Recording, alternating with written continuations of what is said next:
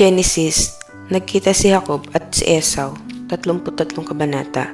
Natanong ni Jacob ang dumarating si Esau kasamang 400 niyang tauhan, kaya't pinasama niya ang mga bata sa kanilang ina. Nasa unahan ang 2 aliping babae at ang kanilang mga anak. Kasunod si Leah at ang kanyang mga anak, at sa hulihan si Raquel at ang anak nitong si Jose. Umuna si Jacob sa kanilang lahat at makapitong yumukod hanggang sa makarating sa harapan ng kapatid. Siya'y patakbong sinalubong ni Esau, niyakap ng mahigpit at hinagkan. Parehong umiiyak ang magkapatid. Nang makita ni Esau ang mga babae at mga bata, itinanong niya kung sino sila. Iyan ang mga anak na kaloob sa akin ng Diyos, tugon ni Jacob. Nagsilapit ang mga aliping babae na kasama ang mga bata at yumukod. Yumukod si Leah at ang kasamang mga bata, at sa katapusay si Jose at si Raquel. Yumukod silang lahat at nagbigay galang kay Esau. Ano naman ang mga kawan na nasalubong ko? Tanong ni Esau. Iyon ay mga pasalubong ko sa iyo, sagot niya. Ngunit sinabi ni Esau, sapat na sa akin ang kabuhayan ko. Ingatan mo iyon para sa iyo. Sinabi ni Jacob, huwag, iyan ay talagang para sa iyo. Tanggapin mo na kung talagang ako'y pinatatawad mo. Pagkakita ko sa mukha mo at madama ang kagandahang loob mo sa akin, para ko nang nakita ang Diyos. Kaya tanggapin mo na ang aking muting nakayanan. Naging mabuti sa akin ang Diyos, hindi ako nagkulang sa anumang bagay. At hindi niya nilubayan si Esau hanggang sa tanggapin nito ang kanyang kaloob. Tayo'y babalik na at ako ang mauna sa paglalakad, wika ni Esau. Sinabi ni Jacob, ang mga bata ay mahinang lumakad. Inaalala ko rin ang mga tupa at bakang may bisiro. Kung tayo magmadali para makatipid ng isang araw, baka naman mamatay ang mga ito. Mabuti pa, mauna ka na at kami susunod sa inyo. Sisikapin ko namang bilis-bilisan ang lakad hanggang kaya ng mga hayop at bata at mag-aabot din tayo sa Seir. Kung gayon, pasasamahan ko kayo sa ilang tauhan ko, wika ni Esau. Huwag na. Labis-labis na ang iyong kagandahang loob sa akin, sabi naman ni Jacob. Ang araw na iyon ay umuna na si Esau patungong Seir. Nagtuloy naman si Jacob sa Sukot at nagtayo roon ng kanyang tirahan at kulungan ng mga hayop. Kaya tinawag na Sukot ang lugar na iyon. Mula sa Sukot, si Jacob ay tumawid sa Sikiem at nagtayo ng kanyang tolda sa isang parang sa tapat ng lungsod. Sa wakas, nakabalik siya sa Kanaan matapos manirahan ng matagal sa Mesopotamia.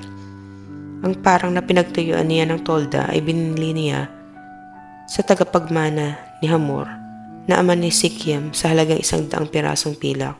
Doon siya nagtayo ng dambana at tinawag niyang El Elohe Israel, nang ibig sabihin ang Diyos ay Diyos ng Israel.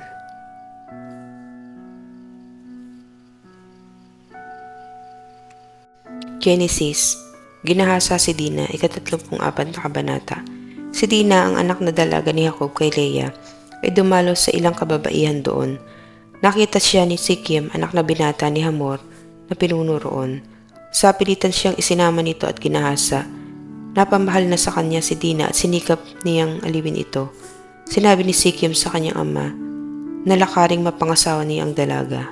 Nalaman ni Jacob ang nangyari sa kanyang anak, ngunit hindi muna siya kumibo sapagkat nagpapastol noon ng baka ang kanyang mga anak na lalaki. Nagpunta naman si Hamor kay Jacob upang makipag-usap. Siya namang pagdating ng mga anak na lalaki ni Jacob mula sa kaparangan. Nabigla sila nang mabalitaan ang nangyari sa kapatid at gayon na lamang ang kanilang galit dahil sa ginawa ni Sikem. Ito itinuring nilang isang paglapastangan sa buong angkan ni Jacob. Sinabi ni Hamor, yaman din lamang na iniibig ni Sikem si Dina. Bakit hindi pa natin sila ipakasal? Magkaisa na tayo. Bayaan nating mapangasawa ng aming mga binata ang inyong mga dalaga at ang aming mga dalaga ang inyong mga binata. Dito na kayo mamuhay sa aming bansa.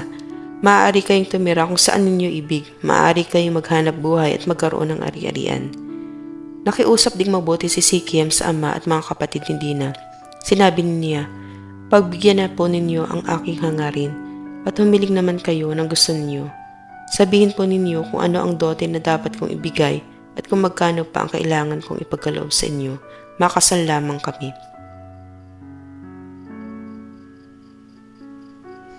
Dahil sa nangyari kay Dina, ang mga anak na lalaki ni Jacob ay naging maingat sa pagsagot sa mag-amang Sikhem. Sinabi nila, "Malaking kahihiyan namin kung hindi tuli ang mapangasawa ng aming kapatid. Papayag lamang kami kung ikaw at ang lahat ng mga lalaki na sasakupan ninyo ay patutuli. Pagkatapos, maaari na ninyong mapangasawa ang aming mga dalaga at inyong namang mapapangasawa namin. Magiging magkababayan na tayo at mamumuhay tayong magkakasama. Kung di kayo sasang-ayon, isasama na namin si Dina at aalis na kami." Pumayag naman ang mag-amang Hamor at Sikhem. Hindi na sila nag-atubili sapagkat napakalaki ng pag-ibig ni Sikhem kay Dina. Si Sikhem ay ginagalang ng lahat ng kanilang sambahayan. Tinipon ng mag-ama ang lahat ng lalaki sa Sikhem. Sa may pintuan ng lungsod, sinabi nila, "Napakabuti makisama ng mga dayuhang dumating dito sa atin. Dito na natin sila patirahin. Maluwang din naman ang ating lupain. Pakasalan natin ang kanilang mga dalaga at sila na may gayon din. Ngunit mangyayari lamang ito kung ating mga kalalakihan ay patutuli na tulad nila. Sa gayon ng kanilang ari-arian, mga kawan at bakahan ay mapapasa atin. Sumang-ayon na tayong mamuhay silang kasama natin."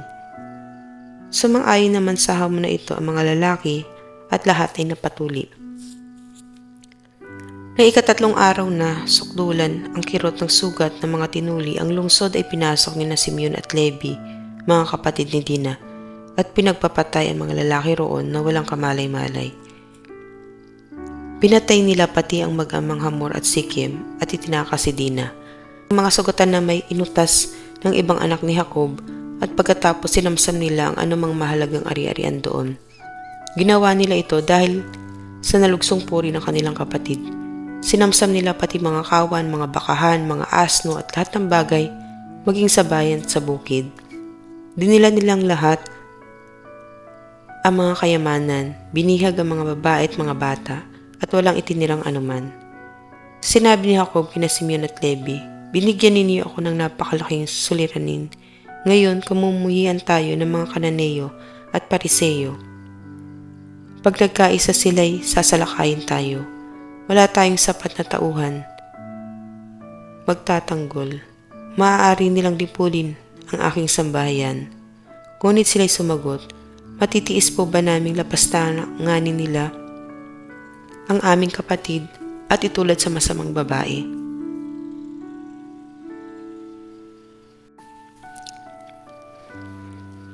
Genesis, binasbasan ng Diyos si Jacob sa Betel, 35 kabanata. Sinabi ng Diyos kay Jacob, "Pumunta ka sa Betel at doon ka manirahan. Ipagtayo mo roon ng dambana ang Diyos na napakita sa iyo samantalang tumatakas ka sa iyong kapatid na si Esau." Kaya't sinabi ni Jacob sa kanyang sambahayan at sa lahat ng kasama niya, "Itapon ninyong lahat ang Diyos-Diyos sa taglay ninyo. Maglinis kayo ng inyong katawan ayon sa kautusan at magbihis pagkatapos. Aalis tayo rito at pupunta sa Betel. Magtatayo ako roon ng dambana para sa Diyos na kasama ko saan man at laging tumutulong sa akin sa panahon ng kagipitan." Binigay nila kay Jacob ang kanilang Diyos-Diyosan at ang suot nilang mga hikaw. Ang lahat ng ito'y ibinaon sa tabi ng punong roble na malapit sa Sikhem. Ang mga taga roon ay natakot kay Jacob at sa kanyang mga anak na lalaki. Kaya't walang nangahas humabol sa kanila nang sila'y umalis. Nung dumating sila sa Luz sa lupain ng Kanaan, gumawa siya ng dambana at tinawag na Betel ang lugar na iyon, sapagkat doon napakita sa kanya ang Diyos nang siya'y tumatakas sa kanyang kapatid. Namatay si Deborah, ang nag-alaga kay Rebecca, at inilibing sa tabi ng punong roble sa makababa ng Betel, at ang dakong itinawag na roble ng pagluha. Pagbabalik ni Jacob mula sa Mesopotamia, muling napakita sa kanya ang Diyos at siya'y pinagpala. "Jacob ang pangalan mo," sabi ng Diyos, "ngunit mula ngayon Israel na ang itatawag sa iyo." Sinabi pa sa kanya, "Ako ang makapangyarihang Diyos, magkakaroon ka ng maraming anak. Darami ang iyong mga inapo at sa kanila'y may magiging hari. Magmumula sa lahi mo ang maraming bansa, ang mga lupaing aking ipinangako kay Abraham at kay Isaac ay ibibigay ko sa iyo at sa iyong mga anak." At iniwan siya ng Diyos Naglagay si Jacob ng batong pananda sa dakong pinagtagpuan nila. Binuhusan niya ito ng langis. Matapos lagyan ng inuming handog, tinawag niyang Betel ang dakong iyon. Namatay si Raquel. Umalis sila sa Betel nang sila'y malapit na sa Efrata. Naramdaman ni Raquel na manganganak na siya at napakatindi ng kanyang hirap. Sinabi sa kanya ng hilot, "Huwag kang matakot. Lalaki na naman ang isisilang mo." Nasa bingit na siya ng kamatayan at bago siya nalagutan ng hininga, ang sanggol ay tinawag niyang Benoni. Ngunit Benjamin naman ang ipinangalan ni Jacob. Namatay si Raquel at inilibing sa may lansangan patungo sa Efrata, na ngayon ay Bethlehem. Ang puntod ay nilagyan ni Jacob ng batong pananda at tinawag na bantayog ni Raquel. Naroon pa ito hanggang ngayon. Nagpatuloy ng paglalakbay si Israel at doon nagkampo sa kabilang panig ng tore ng Eder. Ang mga anak ni Jacob. Samantalang sina Israel ay nasa lupaing iyon, si Ruben ay natuksong sumiping kay Bilha, isa sa mga asawa ng kanyang ama. Nagalit si Jacob nang nalaman ito. 12 ang mga anak na lalaki ni Jacob.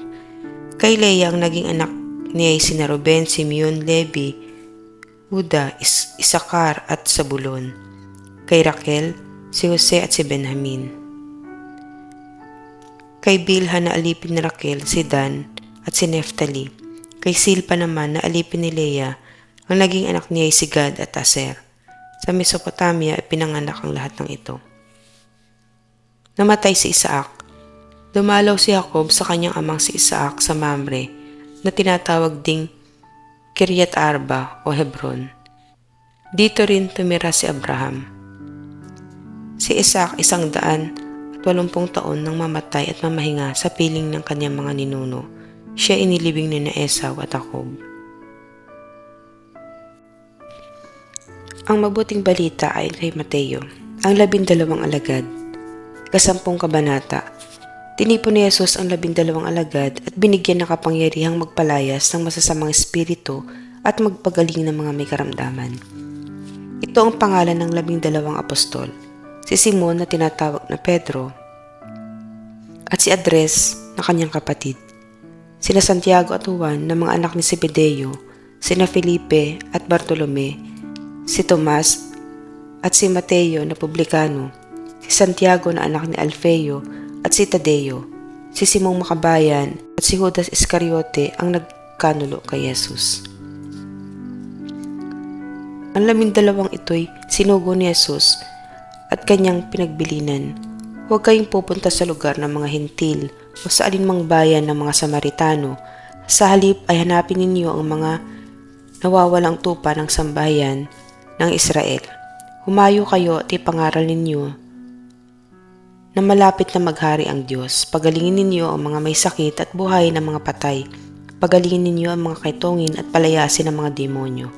Yamang tumanggap kayo ng walang bayad, magbigay naman kayo ng walang bayad. Huwag kayong magdala ng salapi, maging ginto, pilak o tanso sa inyong mga lukbutan. Huwag din kayong magdala ng supot ng inyong paglalakbay. Nibihisan, pampalit na panyapak o tungkod, sapagkat ang magagawa ay may karapatan sa kanyang buhay. At saan mang bayan o nayon kayo dumating, humanap kayo ng taong karapat-dapat pakituluyan, at manatili kayo roon habang kayo nasa lugar na iyon. Pagpasok ninyo sa bahay, sabihin ninyo, maghari nawa ang kapayapaan sa bahay na ito. Kung karapat-dapat ang mga tao sa bahay na iyon, panatilihin ninyo sa kanila ang inyong bati. Ngunit kung hindi, bawiin ninyo ito. At kung ayaw kayong tanggapin o pakinggan sa isang tahanan o bayan, umalis kayo roon at ipagpag ang alikabok sa inyong mga paa.